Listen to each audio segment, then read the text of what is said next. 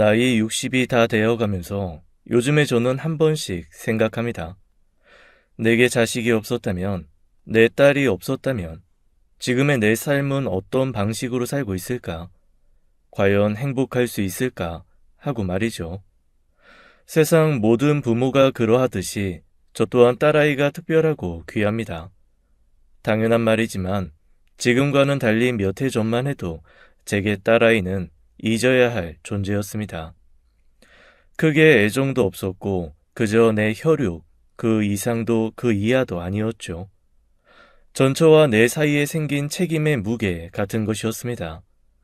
탄생의 기쁨, 내가 아버지가 되었다는 희열, 그런 것조차도 없었습니다. 하지만 지금에 와서 제게 딸은 일반적인 자녀, 내가 낳은 내 후손, 그 이상의 존재입니다. 저는 지인의 소개로 아내를 만났습니다. 제게 부모란 어느 정도 사회로 가는 길을 터주는 길라잡이 정도였어요.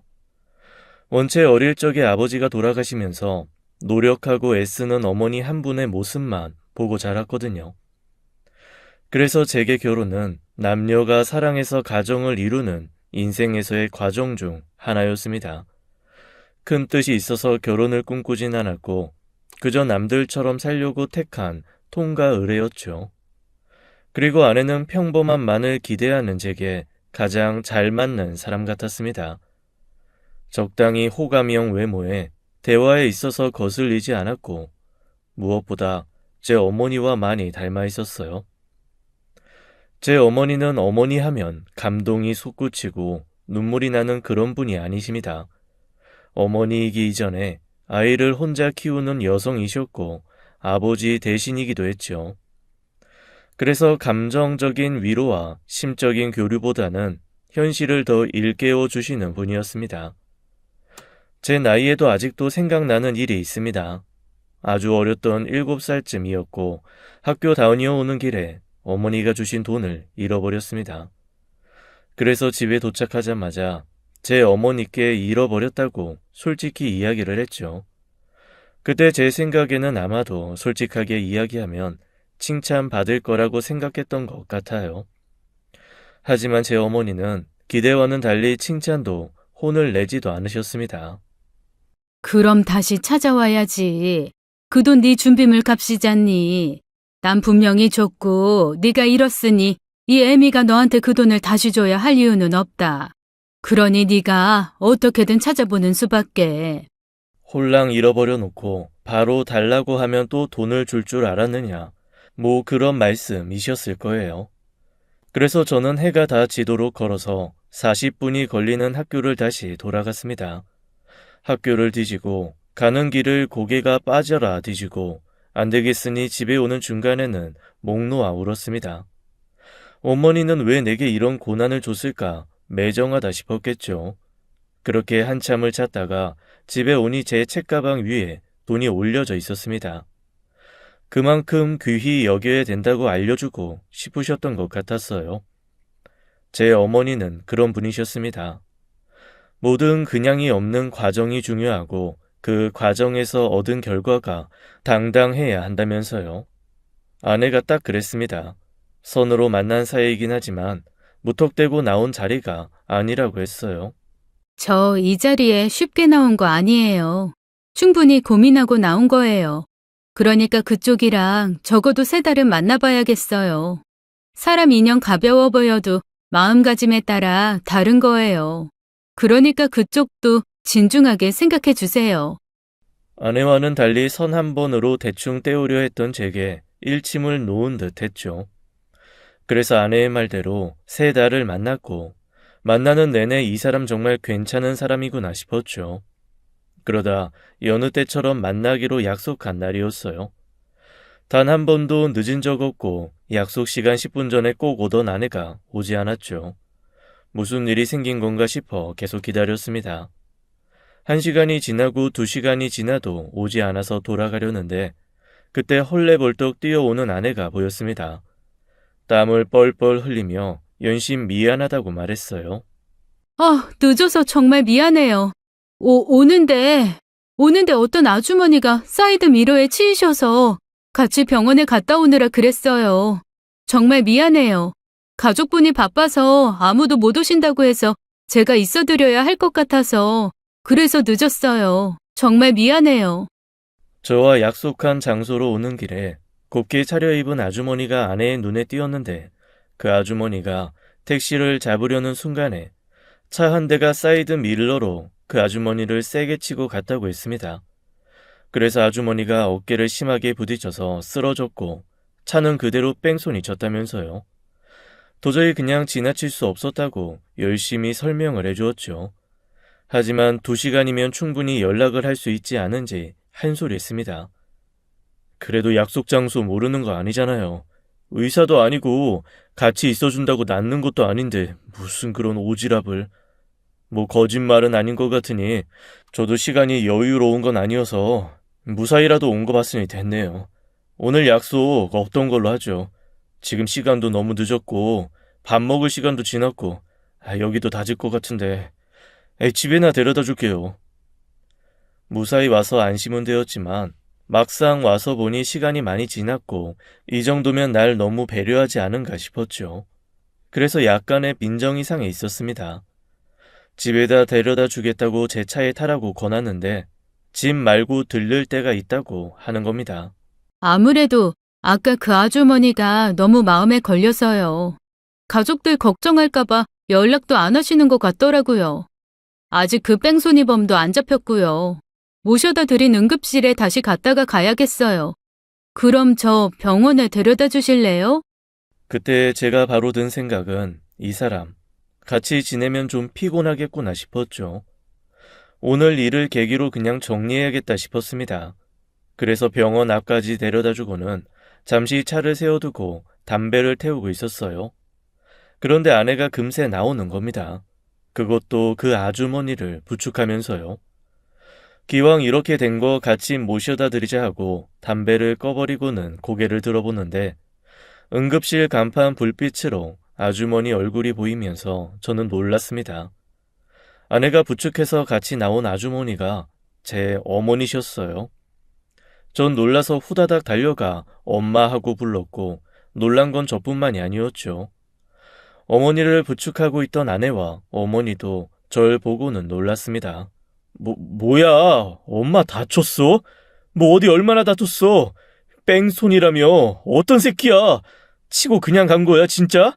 이런 개자식을 봤나? 병원에서 뭐래? 많이 다쳤대? 왜 잘 못 걸어?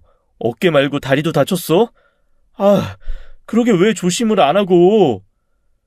제가 속사포같이 쏟아내자 어머니께서는 옆에 있는 아내 덕에 괜찮다면서 웃어 보였죠. 난 이제 괜찮다. 오늘 일 있다고 늦는다더니 왜 여기에 있어?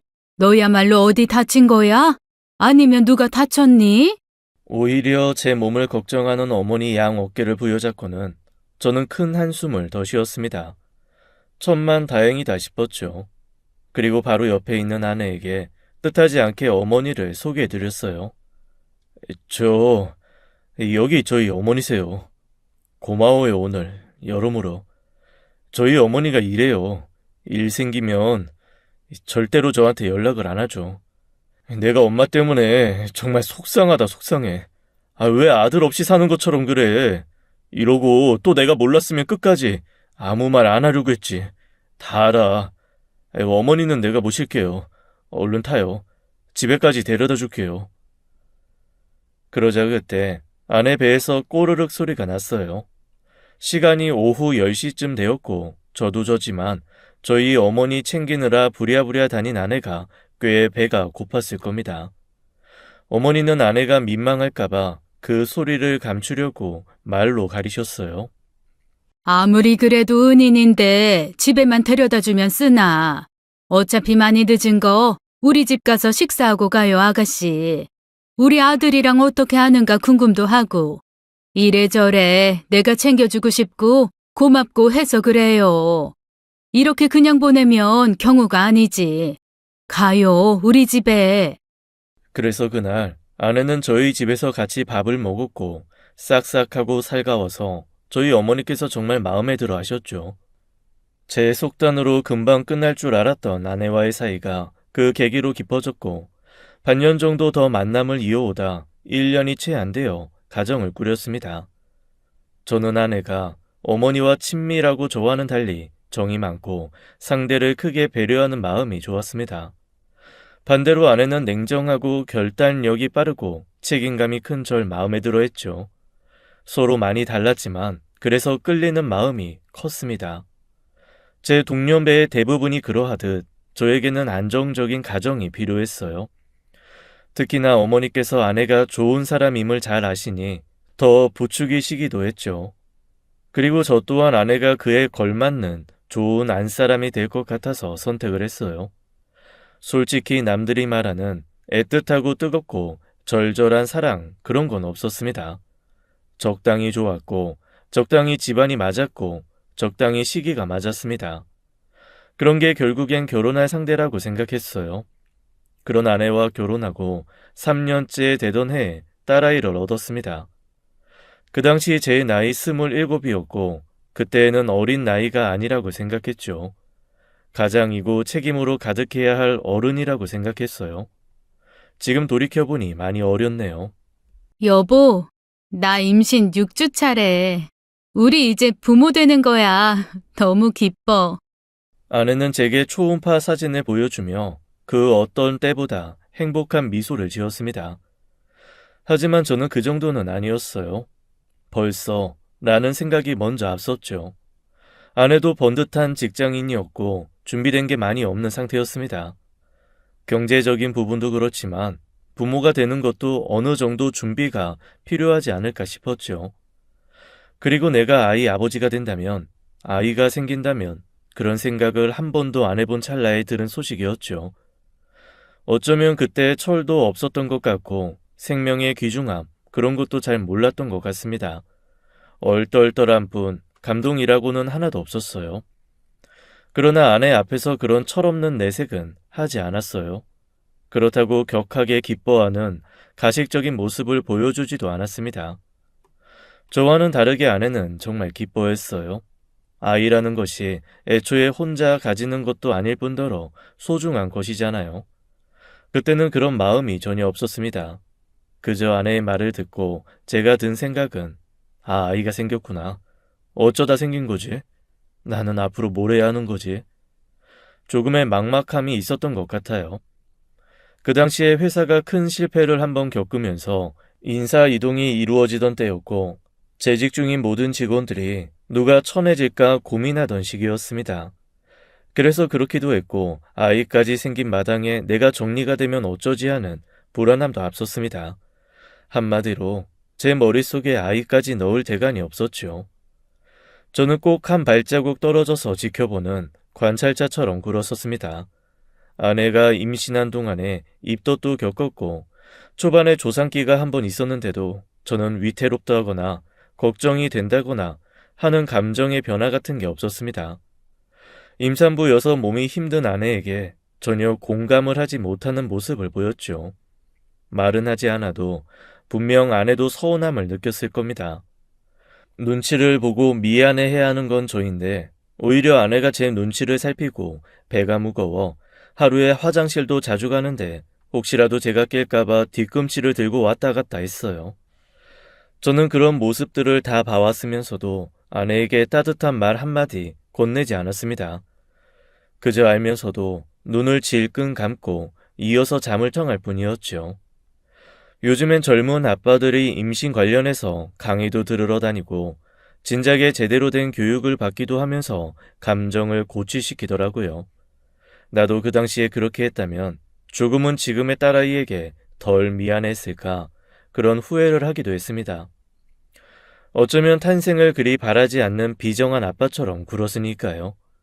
그런 자잘한 우여곡절들이 모두 지나고 아내는 무사히 출산을 했습니다. 달려오신 장모님과 장인어른은 고생한 아내를 보며 눈물을 지으셨죠. 저희 어머니 또한 아내를 다독여 주시면서 새로 태어난 손자를 보며 기뻐하셨습니다. 아유, 우리 며느리 정말 장하다. 의사가 애가 돌아가서 산모가 엄청 힘들었을 거라고 많이 칭찬해 주라고 하시더라고. 장한 일 한 거라고. 그런데도 우리 며느리는 힘든 내색 하나 안 하고 세상에나, 내가 이런 복덩이를 어찌 얻었을꼬. 아가, 고생했어. 저는 그런 가족들을 바라보며 어색한 미소를 지을 뿐이었습니다. 방금 태어난 아이는 별로 예쁘지 않았습니다. 꼭 주물러 놓은 홍시 같아 보였고 이상한 비릿한 냄새도 났죠. 제 품에 안으면서도 이 아이가 내 애가 맞나 싶고 이상한 기분이었습니다. 그런 제 표정을 읽으신 건지 아내 담당의가 저를 보고 말했어요. 생물학적으로 낳기만 한다고 다 아빠 되는 건 아니에요. 시작은 자기 자식으로 받아들이는 과정이 충분히 필요해요. 결국엔 엄마 몸에서 나온 거기 때문에 자연스럽게 아버지로 받아들이시는 분들도 있지만 낯설 수도 있어요. 아무리 그래도 인간 대 인간이거든요. 자기 자식이어도 어색할 수 있어요. 그러니까 아버님이 앞으로 계속 계기를 만들어 가세요. 흔한 말로 유대감이라고 하잖아요. 그걸 쌓으시면 됩니다. 그렇게 제대로 된 충고를 들었음에도 저는 아내 품에 안긴 딸아이를 제대로 마주하려 하지 않았습니다. 그렇다고 해서 아내를 사랑하지 않은 건 아니었어요. 아이를 낳고 난 후에 아내는 아내라기보다는 꼭 저와는 많이 멀어진 성모 마리아 같은 성스러운 느낌이 앞섰어요. 대단한 일을 했으니까요. 게다가 아내와 제가 만나온 기간이 짧았고 신혼 기간을 느껴보기도 전에 아이가 일찍 생기면서 아이 이전의 아내와 부부로의 큰 유대감이 없었던 것 같았습니다. 모든 게 준비가 안 돼 있던 저는 그렇게 느꼈습니다. 그런데 아이의 탄생은 축복이지만 아이의 탄생한 이후의 부모의 삶은 인내였습니다. 아이는 시간을 맞춰 놓지 않은 자명종 같았어요. 하루 종일 육아에 지쳐 기절해버린 아내는 아이의 울음소리를 잘 듣지 못했습니다. 그래서 잠기가 밝은 제가 늘 깨어나 아이를 얼르고 달랬어요. 우는 아이를 한참을 달래고서야 겨우 눈을 붙일 것 같았는데 금세 출근 알림이 울리더군요. 정말 고역이었습니다. 그리고 리듬이 잠부터 꼬이니 그 후에 모든 것들이 고행이 되더군요. 잠을 잘못 드니 회사에서 꾸벅꾸벅 졸기도 하고 입맛도 없어 살은 쭉쭉 빠졌죠. 지각을 몇 번씩 하기도 했습니다. 여보. 여보, 일어나요. 일어나. 어떡해. 지금 9시예요. 출근해야죠. 어쩜 좋아? 어머. 당신 완전 지각하겠어. 우선 회사에 빨리 전화해요. 어떡해. 미안해요. 내가 깨운다는 게 나도 잠들어 버렸나 봐. 어쩌면 좋아. 밤새운 아이를 달래다가 잠깐 머리만 댄다는 게 늦잠을 자버리는 것이죠. 그럴 때면 아내는 제게 너무 미안했습니다. 그래서 아이를 낳고 나서는 아내와 저는 부부가 아니라 꼭 서로가 피해자 같아 보였어요. 마주하면 제가 사과를 계속 받아야 했으니까요. 차라리 아내가 제게 화를 내고 짜증을 내었으면 달라졌을까 싶기도 했습니다. 저도 저이지만 아내가 특히 고생이 심했어요. 피곤하게 해서 미안하다, 못 깨워줘서 미안하다, 밥 못 챙겨줘서 미안하다, 사과하는 아내. 아내가 사과할 때 말하는 그 입술은 다 터지고 까져서 푸릇푸릇했습니다. 내가 피곤하겠다고 걱정하는 사람이 정작 자신이 피곤해서 입술이 다 부르터진 거예요. 몸이 많이 지쳐갔는지 아이 가졌을 때 입덧도 안 하던 사람이 입맛 없다는 말을 입에 달고 살았어요. 당신도 회사 일로 엄청 바쁘겠지만 나도 서툴러서 그런가 하루가 엄청 빨리 가요. 애 밥 주고 씻기고 청소하고 나면 이미 당신이 와 있더라고요. 누가 내 시간을 훔쳐가나 봐. 그래서 시간 아까워서 밥 먹는 시간도 낭비 같아요. 아이 안고 밥 먹으면 잘 소화도 안 되는 것 같고 안 먹는 게 더 속도 편하고요. 그래서 나름 챙겨주려고 뭐라도 사들고 집에 갔지만 아내나 저나 부모는 처음이니 그저 아이에만 매달리기 바빴습니다. 서로를 바라보면 대화 하나 나눌 시간조차 허락되지 않았습니다. 게다가 아이가 미숙아로 태어난 덕에 잔병 치레가 참 많았어요. 시도 때도 없이 열이 오르기도 하고 먹이는 족족 토하기도 하고 이러다가 정말 애 잡겠다 싶을 만큼 숨쉬듯 아팠습니다. 그래서 그때로 다시 돌아가겠냐 누가 묻는다면 저는 절대로 못할 것 같습니다. 회사 일은 정말 아무것도 아니었어요. 먼저 결혼한 동료들이 말하길 아이가 악마 같아 보이는 시기라고도 했죠. 저야 퇴근하고 잠깐이지만 아내는 하루 종일 아이에게 시달리니 매일 밝은 표정이던 아내도 점점 예민해졌어요. 저 또한 시간이 갈수록 아내 탓을 하고 있더군요. 부족해서, 육아에 미숙해서라고 멋대로 판단하며 서로에게 싸늘해졌습니다. 아내와의 사이는 그때부터 조금씩 멀어졌었던 것 같습니다. 저는 제 생각만 하느라 저보다도 더 힘들 아내를 더 챙겨주지 못했고, 아내는 아이를 보는 것만으로도 버거워서 제가 조금씩 멀어지고 있는지도 몰랐겠죠. 아이를 낳고 조금이라도 아내의 시름을 덜어주려고 집으로 달려가던 퇴근길에서 저는 조금이라도 늦게 가려고 집 근처를 배회했습니다. 그것도 모르고 동료들은 늘 아유, 우리 아기 아빠 딸 보려고 또 엄청 일찍 퇴근하시네. 딸이 그렇게 좋아요? 퇴근 땡 하니까 달려가고 말이야. 이 누군 딸 없어서 서러워서 살겠나. 부럽다 부러워. 나중에는 자기들끼리의 무리에도 절 끼워주지 않았고 그저 자식 바보 취급하며 거리를 두기 시작했죠. 그렇게 만든 것 또한 저였지만 어느샌가 보니 집에서도 직장으로도 끼지 못하고 저는 방황하고 있었습니다. 집에 들어가 봐야 애가 울고 아내도 같이 울고 있고 집은 난리고 엉덩이 한번 붙일 새 없이 저는 밀린 일을 해야 하니 들어가는 것 자체가 지옥이고 엉망이었어요. 제가 늦게 들어가도 아내는 아이만으로도 정신이 없어서 제가 왜 늦는지, 뭐 때문에 늦는지 연락도 하지 않았습니다. 그래서 저는 죄책감 반, 후련한 반을 안고 동네 선술집에서 반주를 하거나 차 안에 누워 라디오를 들으며 시간을 때웠어요. 아내와 아이가 잠들기까지 기다리면서요. 그런 생활을 몇 달간 지속했고 나중에는 이게 사는 건가 싶었죠.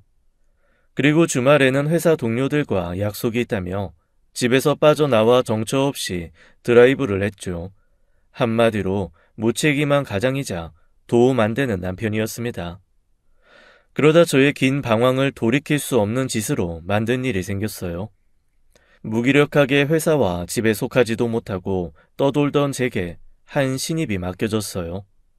한눈에 딱 보기에도 사회초년생 같아 보였고 22살이라고 했습니다.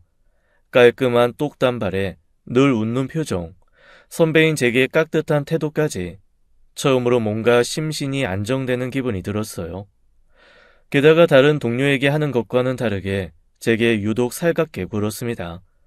제가 출근만 했다 하면 제 옆에 착 붙어서 사사로운 대화부터 일 이야기까지 끊임없이 조잘조잘 물어보곤 했어요. 그런 것들이 귀찮지 않았습니다. 오히려 위로가 되는 듯한 기분이 들었죠.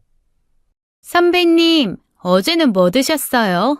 저는 어제 오랜만에 고등학교 동창 만나가지고 회사 입사했다고 한턱 제대로 쌌거든요. 그랬더니 친구가 저보고 완전 회사원 다 됐다고 그러는 거 있죠?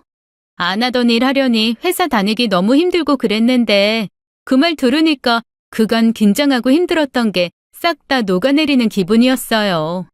선배님은 저처럼 신입일 때 어땠어요? 저처럼 막 힘들고 그랬어요? 아니다. 선배님은 원래 신입부터 일 잘했다고 그랬지? 그럼 저랑은 다르겠네요. 아, 부럽다. 저도 언제쯤이나 일이 익숙해지고 베테랑이 될까요? 걱정스러워요.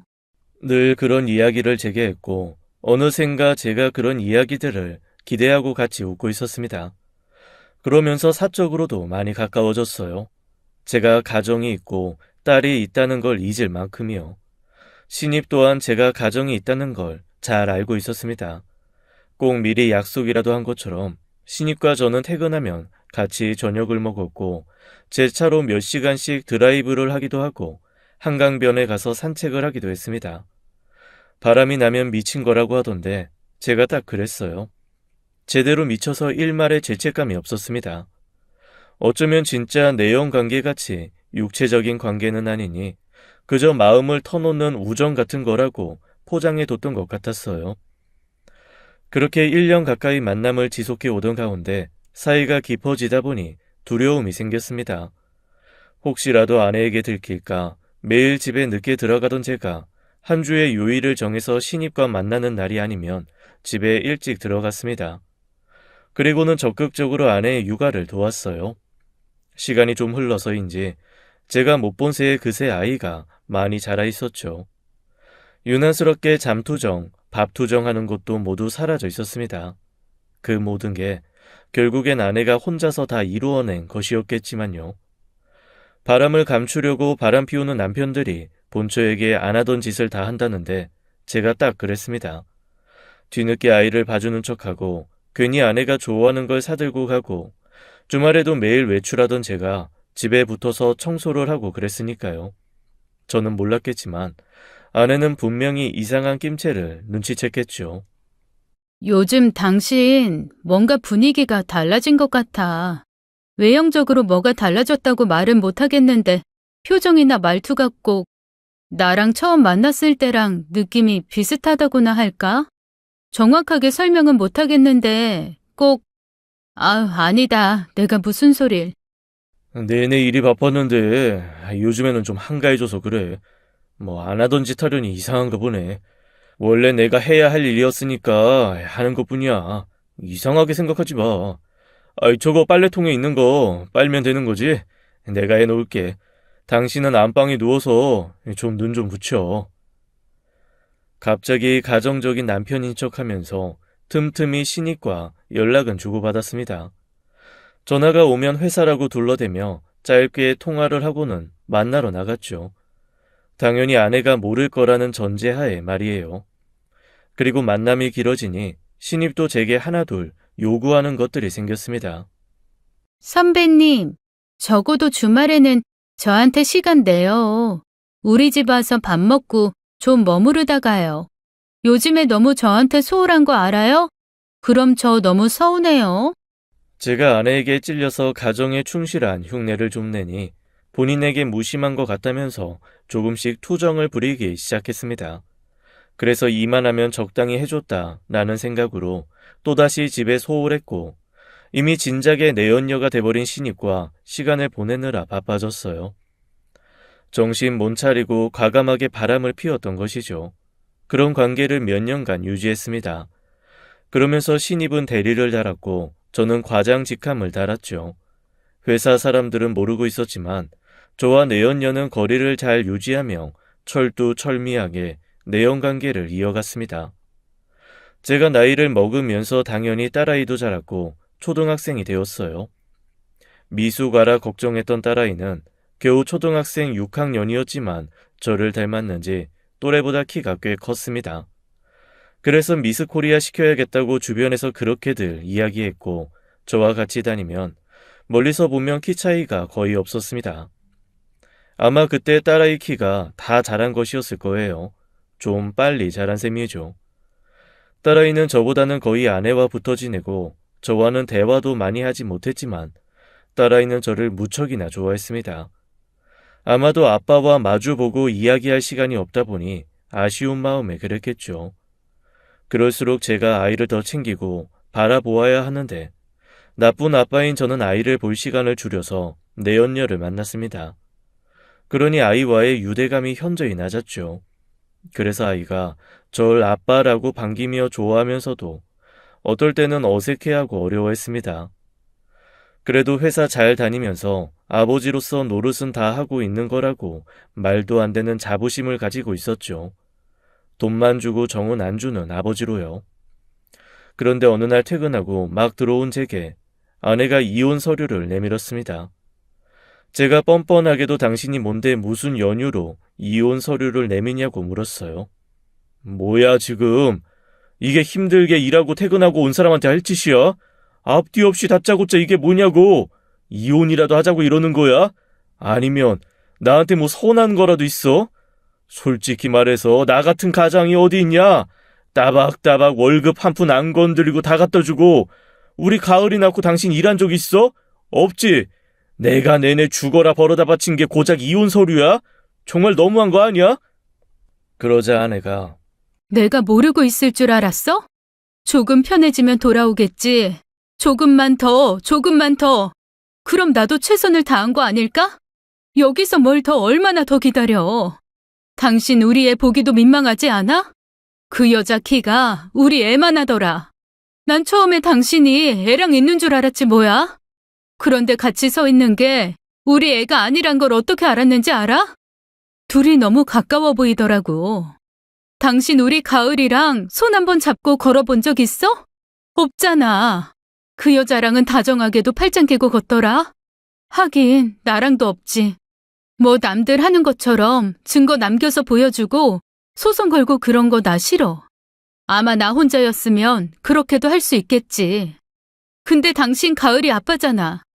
그러니까 거기까지 가지 말자. 처음에 내 때문에, 일 때문에 힘들다가도 당신이 애 보면서 웃길래 힘들어도 정이 붙나 보다 했거든? 근데 그게 애 때문이 아니라는 걸 알게 되니까 억장이 무너지더라. 당신 그 여자랑 연락하고 만나고 할 때 웃던 표정으로 나나 우리 가을이나 그렇게 보고 웃은 적 단 한 번도 없어. 당신 미간이 펴진 일이 드물다고. 난 혼자서 미리 정리 다 했어. 그러니까 당신 말 더 들을 것도 없고 도장만 찍어주고 나랑 법원만 가주면 돼. 아내는 딸아이가 없을 때 제게 조심스레 이혼을 권했습니다.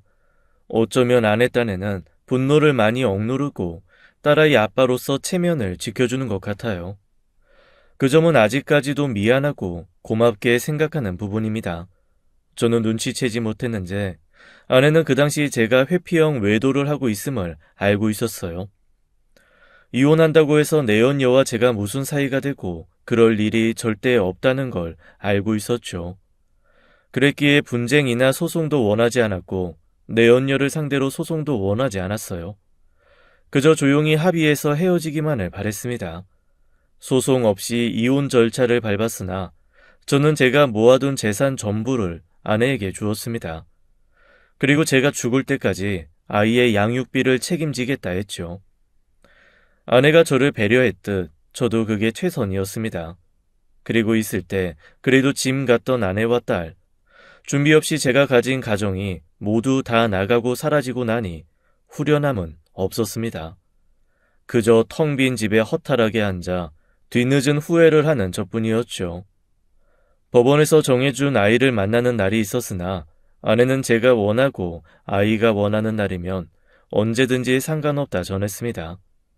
하지만 외도로 이혼당한 제 입장에서 먼저 딸아이를 만나자고 약속을 잡는 건 어려웠어요. 벼룩도 낯짝이 있으니까요. 그래서 이혼하고 반년간을 만나지 않았습니다. 아내도 굳이 제게 따로 연락을 하지 않았죠. 하지만 딸아이에겐 연락이 종종 왔습니다.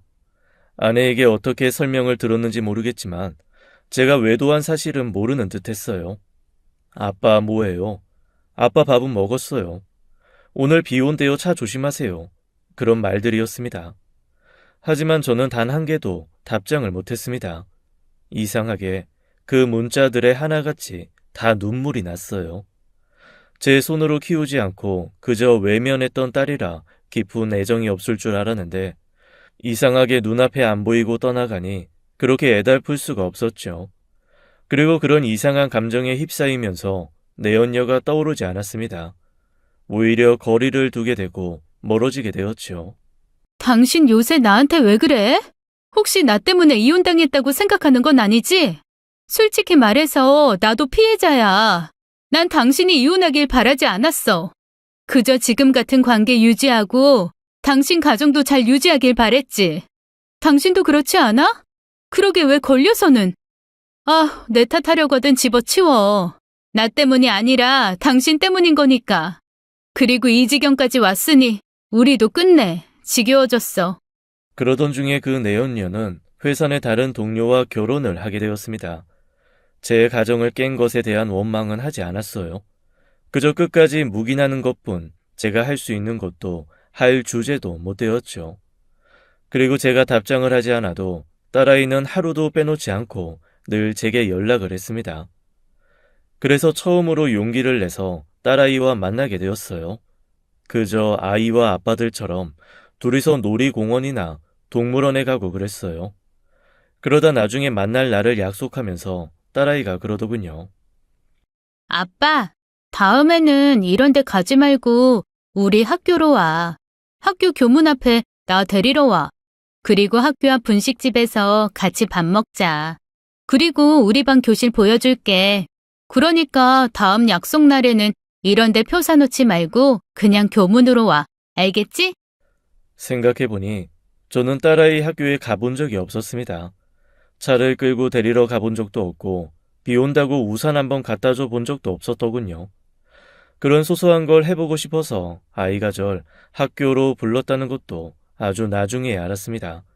어쩌면 딸아이가 적극적으로 행동해서 아이와 자주 만났던 것 같아요. 아이와 만날 때 늘 아내는 빠져 있었습니다. 아빠, 엄마가 일을 시작했어. 아빠가 돈을 많이 줘서 돈이 필요해서 하는 건 아닌데 엄마가 이제 자기를 찾고 싶대. 나한테서 받는 행복이랑 엄마가 일하면서 찾는 행복이 다른 종류의 행복이래. 그래서 내가 허락해줬어. 지난주부터 출근했어. 엄마 되게 장하지? 그러니까 아빠도 엄마랑 내 걱정하지 마. 나랑 엄마 되게 잘 찾아가면서 살고 있어. 그러니까 아빠도 행복을 좀 찾아. 미안해서 나랑 엄마한테 애쓰는 거 말고 아빠 자신한테 행복한 일 꼭 찾아. 나는 아빠가 행복했으면 좋겠어. 사진첩에도 없고 내 기억 속에도 없더라고. 아빠 웃는 모습이. 나 때문에 행복하면 가장 좋았겠지만 아무렴 그게 뭐가 되었든 괜찮아. 그때 딸아이가 고작 중학생이었습니다. 내가 방금 들은 말이 중학생짜리 아이에게 들은 말인가, 그리고 그 말이 이렇게 위안될 일인가 싶었죠. 그래서 저도 모르게 주책맞게 어린 딸아이 앞에서 주체 없이 눈물을 흘렸습니다. 저는 눈물이 없는 편이에요. 딸아이가 태어났을 때도 제 친아버지가 돌아가셨을 때도 울지 않았습니다. 그런데 지나고 보니 울지 않은 게 아니라 울지 못했던 것 같았어요. 아버지가 돌아가셨을 때는 남은 어머니와 어린 나 자신을 어떻게 책임지지라는 막막함에, 딸아이가 태어났을 때는 정말 무거워진 가장의 무게에 압도돼서 그랬던 것 같습니다. 딸아이와는 고등학교 들어가기 전까지 자주 만났어요. 격주로 주말에 보기도 하고 평일 중 제가 시간이 나거나 딸아이가 시험을 마치거나 하면 보기도 했죠. 딸, 우리 이번 달에는 언제 볼까? 아빠 이번 달에 연차 2개나 쓸 수 있어. 주말 껴서 제주도라도 한 갈까? 아니면 다른 거 해보고 싶은 거 있어? 시간 알려줘. 여행? 정말 좋지 나는. 그런데 이번 달에 중간에 시험이 있어. 그래서 아직은 날짜 어떻게 해야 할지 모르겠네. 시험 성적에 따라서 갈릴 것 같은데? 정해지면 문자 보낼게. 나중에는 그게 제 삶의 낙이 되어 있었어요. 딸아이를 만날 생각에 들떠서 회사에서 내내 웃기도 하고 중간중간 나눈 통화나 문자에 기뻐하기도 했죠. 그리고 딸아이와 만날 때 간간히 아내의 소식을 듣곤 했습니다. 아내가 취업하여 자리를 잡았다던가 승진을 했다던가 딸아이와 아내가 어떤 일로 싸웠다던가 속속들이 알게 되었죠. 엄마가 요새 나한테 관심이 너무 과하다니까. 글쎄 어제는 내 책상 서랍도 막 뒤진 거 있지? 내가 엄마한테 말한 적 없는 내용인데 엄마가 막 알고 있길래 보니까 나 몰래 내 일기를 엄청 훔쳐봤었더라고. 엄마가 잘못한 거지 그거는? 그래서 완전 대판 싸웠어. 관심이 심해. 나 의심하는 것 같기도 하고. 아빠가 엄마한테 아니다. 좀만 더 크면 엄마한테 내가 막 잔소리할 거야. 두고 봐. 그리고 양심 없지만 그런 이야기를 들어오면서 나도 다시 그 속으로 돌아가고 싶다는 생각이 들었어요. 저만 되돌아가면 원래 우리 가정이 되는 것이고 이런 식으로 딸아이를 계속 만날 필요도 없을 테니까요. 은근슬쩍 재결합을 꿈꾸었죠. 하지만 제가 그런 생각을 할 때쯤 딸아이가 말했습니다. 아빠, 엄마가 요새 완전 사춘기 소녀 같아. 나한테 옷 입은 거 어떠냐고 수십 번도 더 물어보고 어떤 날은 거울을 한참 보기도 하고 얼굴이 벌개져서 웃기도 하고 누가 있는 것 같아. 엄마에게도 다시 봄이 오는 것 같던데? 아내에게 누군가가 생겼다는 소식이었죠. 그래서 잠시나마 가졌던 마음을 급히 감추었습니다. 그러면서 한편으로 다행이다 싶었어요. 아내가 마음이 맞는 사람을 만났다니 나랑 살 때보다 행복했으면 좋겠다 싶었죠. 딸아이가 입시가 가까워지면서 공부를 이유로 소식이 뜸해졌습니다. 이해는 되지만 제 유일한 낙이었던지라 좀 아쉽기는 했어요. 약속을 하진 않았지만 공부 열심히 하라고 응원해주고 싶어서 딸이 늦게까지 공부하는 날 교문 앞에서 기다리고 있었습니다. 깜짝 놀라게 해주고 뭐라도 사주고 가려고 말이죠. 한 20분 정도 기다리니 아이들이 우르르 쏟아져 나왔고 또래들보다 키가 큰 제 딸이 바로 눈에 띄었습니다. 보자마자 반가워서 차에서 바로 내리려는데 차문을 살짝 열었을 때 바로 앞에 있던 차에서 웬 남자가 내리며 제 딸을 불렀습니다. 가을아, 여기. 아유, 뛰지 말고 조심. 딸아이는 제 차보다 그 남자를 먼저 발견했고 제게 달려올 때와 같이 기쁜 얼굴로 그 남자에게로 달려갔습니다. 그리곤 엄청 신나하면서 오, 아저씨! 오늘은 왜 이렇게 빨리 왔어요? 오래 기다렸어요? 엄마는 안 보이네. 엄마는요? 엄마는 집에 먼저 가서 밥하고 있어. 네가 닭볶음탕 먹고 싶다고 했다면서 손 많이도 가는 거 먹고 싶어 한다면서 툴툴대면서 하고 있다. 그러니까 얼른 가자. 배고프지? 엄마가 엄청 맛있게 해놓는다고 해서 아저씨도 기대 만빵이야. 얼핏 듣기에도 하루 이틀 아는 사이가 아닌 듯 했습니다. 딸아이와 만나면서 아내가 누군가를 만난다고 듣긴 했지만 그새 관계가 그렇게 발전한 줄은 몰랐습니다. 더군다나 제가 아닌 다른 사람과 딸아이가 그리도 가깝고 편해 보이니 기분이 참 이상했죠. 저는 딸아이가 탄 차가 떠나고도 한참 동안이나 그 자리에 차를 대고 있었습니다.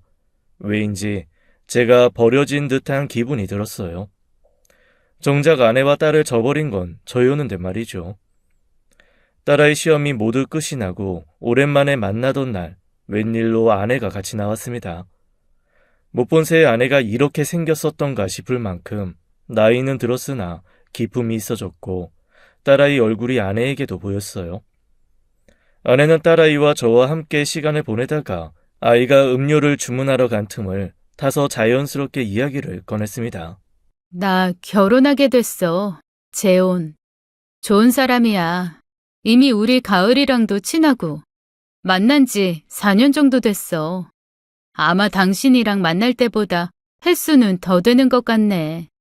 사람이 좋기도 하지만 무엇보다 가을이랑 사이가 좋아. 아직 새아빠라기엔 이르고 친구같이 친해. 그 사람이 가을이 딸로 받아들이고 재혼하고 싶다고 먼저 말했어. 그렇다고 당신이랑 애랑 인연 끊어라 보지 마라 그런 말 하려고 나온 거 아니야. 그 사람 다 이해한대. 그러니까 지금처럼 편하게 만나. 그 얘기하려고 온 거야 나. 당신이 어떤 사람인지 잘 아니까. 아내가 재혼했다고 해서 부담스럽게 생각하지 말고 아이는 편하게 만나라는 말 하려고 나온 거였어요. 제 입장에서는 고마울 뿐이었죠. 아내 말대로 저는 아내가 같이 나오지 않았다면 아내의 재혼 소식에 조심스레 거리를 두었을 겁니다. 그런데 본인이 직접 나와서 아이는 편하게 만나라 말하니 고마웠죠. 끝까지 날 배려해주는 사람이구나 싶었고요. 아내의 재혼 소식을 들은 후 그 다음에 딸아이를 만났을 때 선물을 주었습니다. 엄마, 재혼한다고 들었어. 그런데 그날 아빠가 미리 전해들은 게 아니라서 선물을 못 주었더라고. 이거 엄마가 좋아하는 향수야. 너 낳고는 이 좋아하는 향수도 안 뿌리더라고. 이제 하고 싶은 거 다 하고 행복하게 살라고 전해줘. 미안했다고. 그리고 가을아, 아빠는 좋은 사람이 아니야. 너한테 정말 나쁜 아빠였어. 그것도 미안해. 그리고 네가 아직은 다 알지 못하겠지만 우선은 그런 아빠를 받아줘서 고마워. 챙겨줘서 고맙고. 이제 새아빠 생겼으니까 아빠한테 주는 정 네가 편할 대로 나눠도 좋아. 꼭 의무처럼 아빠를 만나주지 않아도 돼. 괜찮아. 새아빠는 나중에 만나게 된 인연이지만 아빠랑 나는 피를 속일 수 없는 사이야. 그 누가 뭐래도 불변의 부녀 사이라고. 그러니까 새아빠는 새아빠대로 내 아빠고 아빠는 나한테 무조건 아빠야. 아빠야말로 신경 쓰지 마. 내가 알아서 잘할 테니까. 아닌 척했지만 나름 딸아이의 말에 안심이 되었죠. 앞으로도 쭉 볼 수 있을 것 같은 안도감이 들었어요. 그러던 어느 날 다른 지역으로 회사를 옮겼던 저의 이전 내연녀 그녀가 제가 일하던 본사로 다시 돌아왔습니다. 그것도 혼자가 돼서 돌아왔더군요. 회사 사람들에게는 그저 협의 이혼이라 이야기가 들려왔죠. 돌아오긴 했지만 부서가 달라 소문만 들었지 마주할 일은 없었어요. 그러다 식사를 하고 돌아오는 길에 딱 마주치게 되었습니다. 가볍게 인사를 나누고 돌아서려는데 저를 붙잡더니 이야기를 좀 하자더군요. 거의 10년 만이었습니다. 어색해하며 서로 보지도 못하고 주저하던 중에 내연녀가 먼저 말을 꺼냈습니다. 저와 내연녀가 만나온 지난 날을 후회하고 있다고요. 제 남편이 바람을 폈어요. 어쩌면 당해도 싸다 그럴 거예요.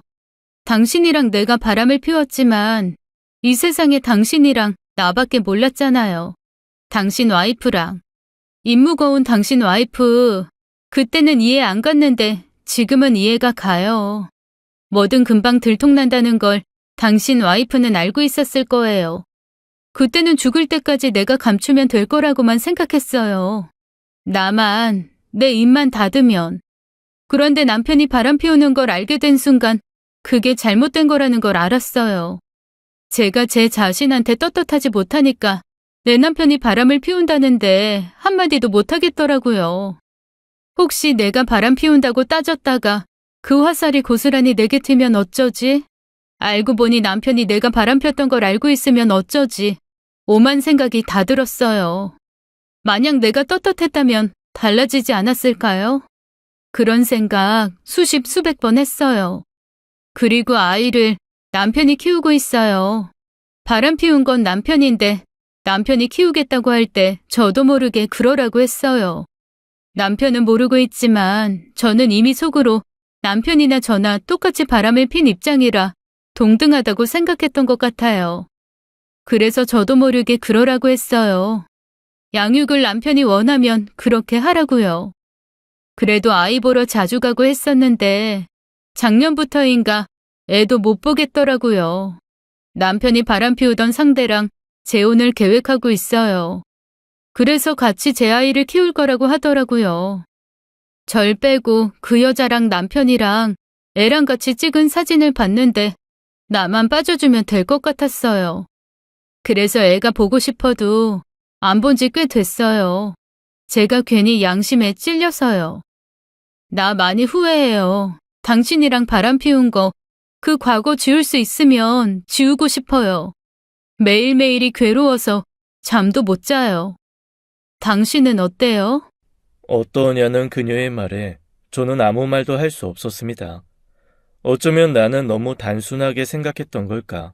이 여자가 느끼고 있는 걸 나도 고스란히 느끼고 같이 괴로워해야 하는 게 맞는데 나는 자아성찰 없이 내 아내가 깔끔하게 정리해준 관계 그대로 편하게 살고 있구나 그런 생각이 들었어요. 나 또한 부끄러운 인생인데 왜 그동안 그리도 떳떳했는가 급격하게 후회가 몰려왔습니다.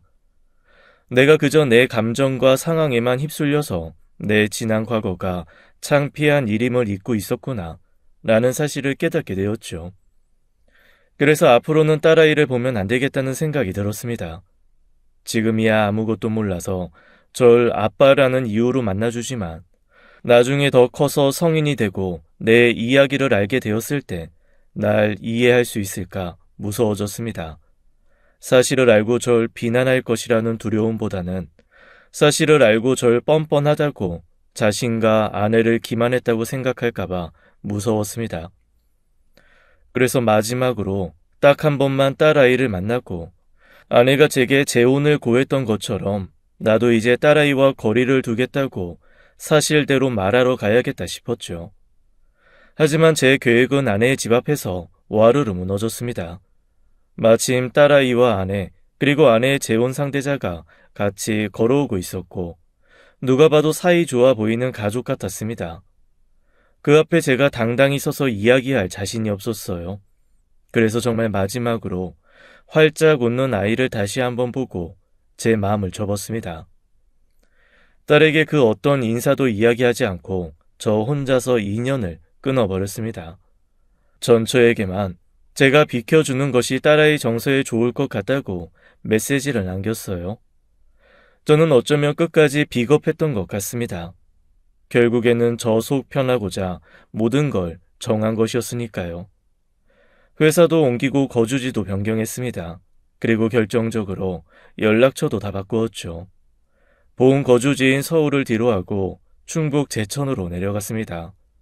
단 한 번도 가보지 않은 곳이었고 어쩌면 그때도 회피형 도피였어요. 생각 없이 일만 하고 살았습니다. 퇴근하면 텔레비전을 끼고 보면서 소주 한 병에 두부 한 모를 먹었어요. 꼭 막 출소한 사람처럼 굴었죠. 제가 제 자신에게 벌을 내리고 있었어요. 벌 받을 주제도 못 되면서 말이죠. 그런 식으로 참회를 하면서 죄책감을 덜고 싶어 했던 것 같아요. 그렇게 6년을 살았습니다. 바람 피운 사람의 말로가 다 나갔지 않을까 싶었어요. 꼭 벌을 받는 것처럼 병이 생기더라고요. 하도 술만 먹고 밥을 끊어버리니 위암이 생겼습니다. 그래도 살고는 싶었는지 다행히 초기에 발견이 되었습니다. 수술 예약을 잡고 병원 대기 의자에 멍하니 앉아있는데 한 임산부가 제 옆에 앉았어요. 어휴, 배 많이 불렀네요. 몇 개월이에요? 2달 뒤면 나와요. 딸이래요. 너무 기대하고 있어요. 날 닮았을까, 남편을 닮았을까. 처음 만나면 무슨 말을 먼저 할까 하고요. 뭐라고 인사를 할까요? 나 같은 아빠한테 와줘서 고맙다. 부모는 선택 못하는 게 네 한이겠구나. 하지만 나한테는 네가 복이야. 제 말에 산모는 당황스러워했고 저는 헛웃음을 치며 제가 그렇게 말해주고 싶었다고 했죠. 그리고 다시 저 혼자 남아 있었어요. 수술을 마치고 병실에서 쉬고 있었습니다. 아프지도 않더라고요. 기계처럼 유의사항을 말하는 의사의 말을 영혼 없이 듣고 있던 중에 아직 식사 못 하시는데 따님이 먹을 걸 잔뜩 사오셨더라고요. 저희 간호사들이랑 저한테도 감사 인사하면서 많이 주시고요. 어찌나 고맙다고 연신 인사를 하시는지. 그런 따님 두셔서 좋으시겠어요. 우리 딸도 딱 환자분 따님처럼 바르게 컸으면 좋겠네요. 그럼 쉬세요. 계속 위잉위잉 말소리가 잘 안 들리다가 딱 그 말만 들리더라고요. 딸이라는 말이 들리고서부터 말소리가 제 귀에 들어왔죠. 담당 의가 나가고 몇 분 뒤 그 딸이 제 눈앞에 서 있었습니다. 이렇게 도망가면 내가 모를 줄 알았나 봐. 아빠가 비련의 남주인공이야? 사춘기 소년이야? 이렇게 가면 모르겠어? 할머니가 아빠 여기 있다고 알려줬어. 아프면 아프다고 말을 해야 할 거 아냐. 왜 혼자 궁상 떨면서 수술을 받아? 왜 나만 나쁜 자식 만드냐고. 속상하게 왜 그래? 꼭 어제까지 만나왔던 것처럼 딸아이는 제가 무안하지 않게 말했습니다. 나 아직 등본에 아빠 딸로 돼 있는 거 몰라? 피도 그렇고 법적으로도 아빠랑 나는 부녀 사이야. 근데 뭘 그렇게 온몸으로 거부하고 그래? 그만 좀 해. 태어날 때까지 있을 거니까 그런 줄 알아. 그러게 술을 왜 그렇게 퍼마셔? 미쳤나 봐. 딸아이는 제가 외도를 해서 아내와 이혼한 걸 진작에 알고 있었습니다. 원망과 비난은 충분히 했다고 하더라고요. 자기 마음속에서만요. 그리고 못다한 원망을 요즘에도 하고 있습니다. 바로 어제까지도 제가 들었거든요. 아유, 그러게 바람 피우고 처자식 버리면 자기만 고생이라니까. 늙어서 이렇게 혼자 궁상맞게 살잖아. 또 내가 사준 영양제 안 먹었지? 아빠 그렇게 빨리 죽고 싶어? 어떻게 내가 보내드려? 왜 사람이 철이 안 들어, 철이? 내가 철분제를 그렇게 사다 바치는데. 딸 이전에 전초는 제 인생의 은인이자 평생 보답하며 살아야 할 사람이 되었습니다.